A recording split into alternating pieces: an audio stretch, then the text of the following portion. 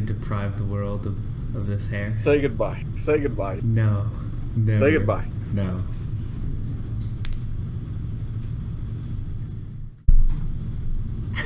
Damn, bro. It looks fucking sick. No! And she's gone. No. Now, welcome to Imagine If, where one question changes everything.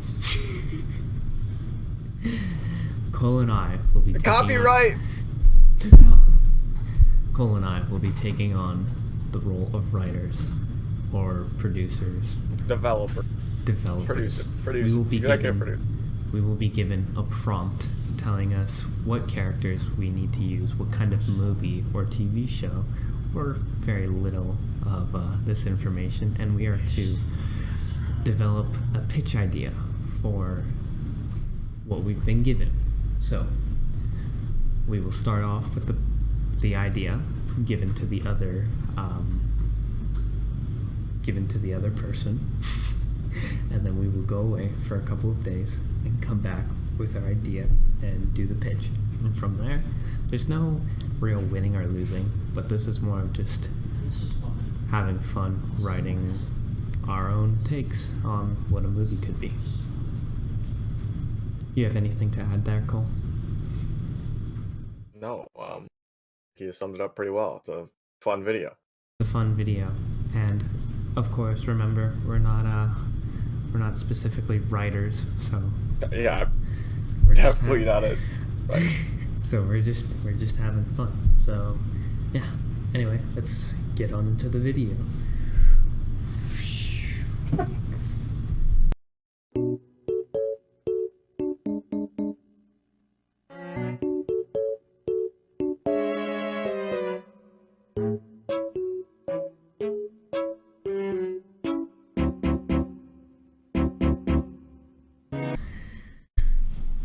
Kevin Feige called, and he wants the pitch. August, what are we presenting? So for the Punisher show. The Punisher show.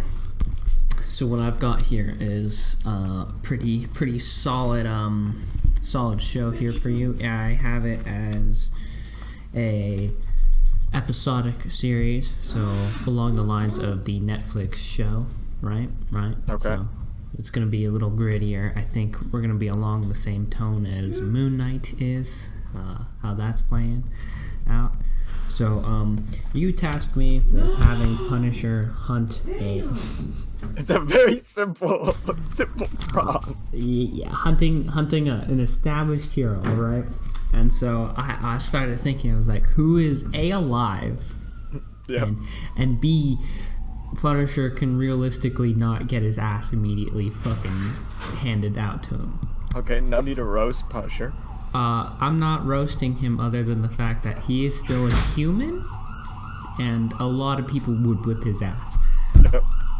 So, let the ambulance drive on by. Another person's dead. I got one more question before we hop into. Are we thinking about recasting this role? Or are we gonna try to? Okay, so we're getting John. There is no other Punisher besides John Bernthal. This series does not happen if we do not get the Screaming Man himself. Okay, just making sure. Yeah, of course, fucking course. Now, now to establish this show goes a little bit more out of just New York. It's a little more adventurous as Frank is hunting down this sheriff. So I will start to read what I have here. So, Frank Castle has been on a warpath since before the blip, right? Okay, so we're not like jumping into, this isn't an origin shit. Everything's getting straight done. into it. He's an ex-special ops. His knowledge of weapons and punching tickets early has no match. So, he is a man that the government was trying to keep under wraps until the blip, where Frank vanished for 5 years. So he was blipped, and at that point, they kind of just stopped giving a shit because they had a lot more things to worry about. Yep. And once Frank returned, he took this opportunity to gather information quietly this time. He decided, hey, shooting everybody I see isn't really working. I'm still looking for the killers of my family. I'm gonna take this opportunity I've been given, and I'm gonna go stealth mode. So it goes Ghost Protocol, right?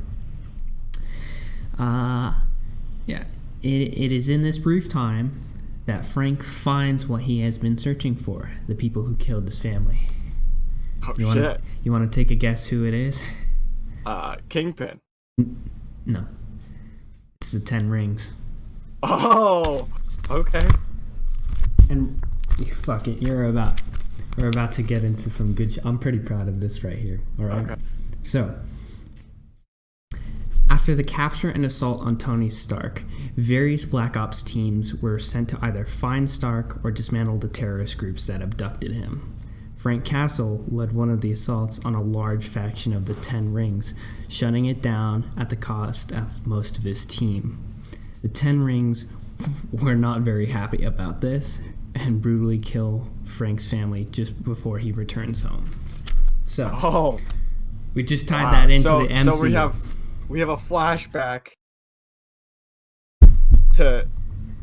Okay, I like it. We go back to 2008. Hey, Frank, there's a reason why the 10 Rings are here, but I have something even better about the 10 Rings coming, okay? I'm excited. We're about to fucking... So that's back in 2008. Yep. So after the blip, seeing Shang-Chi with the 10 Rings makes the revenge-driven man suspicious and concerned that Shang-Chi might be acting like a good guy, but is instead working for the rings. So, already suspicious of this man who's now publicly out there, you know? And has 10 rings, so it makes sense. Has 10 rings. So, Frank then searches for Shang-Chi, but instead runs into a splinter of the 10 rings, after which of Shang-Chi 10 Rings seems to be a little more unstable, so I assume that there would be a splinter group, of which now want the rings on hand, of which he beats the crap out of them, because, you know, it's fucking Frank Castle. Yeah. He just beats... So, like, that's... People go after him, Frank, of course. Learns that they... after he interrogates the soldiers the only way he knows how, he learns that they were here just in case he came back. So, they were waiting for him because, you know, you kill a man's family, he's not gonna be really happy about it. So they're a little kind of keeping tabs on him. So some more exchanges transpire, and Frank eventually gets the location of Shang-Chi. So here, and this kind of, at this point, we kind of divulge into two stories a little bit here with Frank and Shang-Chi. All right. Yep. So Shang-Chi, along with Wong, have been on the search for the origin of the rings, leading to an ancient culture of martial artists with knowledge of otherworldly power. It's the mythical Kunlun. It is here Shang-Chi learns the rings belong to an old being thought to be a dragon from the stars, only known as Ving Fang Foom. Okay, I like it. We're getting some of this. Maybe we get a little... Hold on. As Shang-Chi and Wong leave, they meet a teenager who asks to join them on as he longs to leave and be more. Shang-Chi agrees and allows the young boy to tag along. It is here that Castle shows up and is face-to-face with the three. So, alright. Frank shows up. It's time to fucking duel. We're getting at it. Yeah. So, and Castle shouts that all he wants is the ring wielder. Shang-Chi tells him to get the fuck out of here, and of course Frank ignores him. So Shang tells Wong to get himself and the kid out of there. So Wong sling rings out of there with the kid. Frank confronts Shang-Chi, now telling him how his followers had killed his family and how he plans to join them or send him to a worse place, because, you know, Frank's got no chill. It is here that we see Shang-Chi and Frank fight, now raw with aggression from Castle and composure from Shang-Chi. Frank is, for the most part, a good match, but no rings are being used because Shang-Chi is a very honorable guy and understands that Frank is probably very confused right now. So we got Frank Castle fully kitted out. Yeah.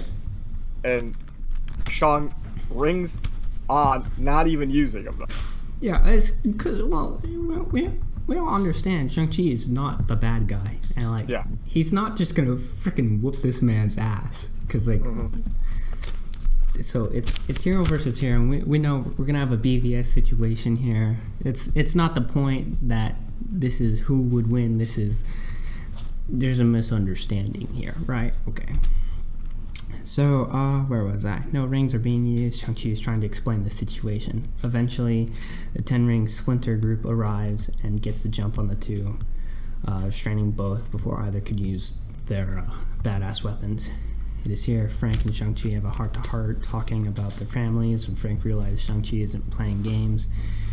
It is now that we learn that the Ten-Ring Splinter group is now known as the Hand, because the intent is not to be a weapon, it is to use it at themselves. Okay, I like it. We're crossing over lore here. We're reinventing, basically. I just kind of brushed the Netflix off. So Netflix this is not our Frank Castle from the Netflix show. This is MCU Frank Castle. Yeah, MCU Frank Castle. Mm-hmm. So after the bad guys do the whole blah, blah, blah, here's my plan, one of the wall bursts open, and there's the young teen with the glowing hands. And behind him, it is Wong. Everyone gets their ass beat in all sorts of ways. That's directly what I wrote. I'm glad I wrote that. Kung Fu combos and Frank putting Batman to shame. So... We better see some pretty cool shit there, Cole. You know, since you're producing this, right? Yeah, yep, you're producing. You better get the best stunt coordinators. Halfway through the fight, a dam breaks because why not? And Wong has to hold it up with Twister. I'm just kidding. No, I was about to be like, yo, there's no way. There's no way. Yo, holy shit. I'm so invested. I'm like, here we go. Oh, I'm just kidding. I got jokes and I even cracked myself up with that one because I forgot about that. So anyways, before return to the Sanctum with Frank now informed with where to go with his crusade, pretty much after the Hand. The kid we find out is Danny Rand, a missing heir to a very successful business, now with the purpose of stopping the Hand as well.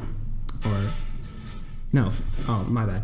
Frank is now in a more concrete direction, finding the ones who actually killed his family. Danny Rand is going specifically after the Hand, and Shang-Chi is now closer to the secret of the Ten Rings. That's the whole show. That's pretty much it. We leave it off. Ready for season 2. Frank goes off to do whatever. Do we get a post-credit scene? Do we get... post-credit. No, I did not write specifically post-credit, but off the top of my head, I think we could do something with Daredevil getting news of the Punisher in New York or whatever, or something like that. Okay, I like that. Wow. You took it a twist I didn't expect coming. Of course, when I gave you this prompt, in my mind, I think, who's the one wanted hero in the MCU right now? Of course, Spider-Man. You take it outside of New York, which is something we don't really get to see Frank Castle do much. Mm-hmm. And we get to see him cross over with a character that I believe he doesn't usually cross over with, Shang-Chi, and I like that turn for that. Yeah, so I thought of Spider-Man, but then, I realized he's getting his own movie kind of dealing with that right now. So I thought I'd kind of let that be. I tried not to step on any real toes, trying to do kind of using some fan theories, because I've seen that that there is suspicion that the Ten Rings are from Fing Fang Foom. But I also thought this would be a great way to introduce the Hand being not another shadow organization that has secretly manipulated things for years, like the Ten Rings and Hydra. But this makes sense. This would make sense, right? That the Ten Rings and the Hand might somehow have some crossover. I also thought it was kind of fitting that that they are not the weapon of the Mandarin. They wish to wield it, so they chose the name of the hand. Thought that was kind of fitting. So, but yeah. Kevin Feige, call us, man. I mean, we're just blasting out ideas here, right? Yeah, so that is pretty much... Not sure if there's anything more. This is kind of our first attempt at an Imagine If. Of course, we will probably be improving things and changing things, format style. But yeah, 100%. It's really fun. Can't wait for Cole's. Here's Flash. Here's our post credits. A Flash heist movie. Heist movie. Yeah. I got something cooking up for you, August. I know. I'm excited for that. But anyway, that's about it. That's the video. It's a like, video. Comment, subscribe. If you like this, do what he just said. Yeah. Let us know if you were pitches. writing this story. Yeah, who's Frank Castle hunting? What characters would you want to see Frank Castle interact with?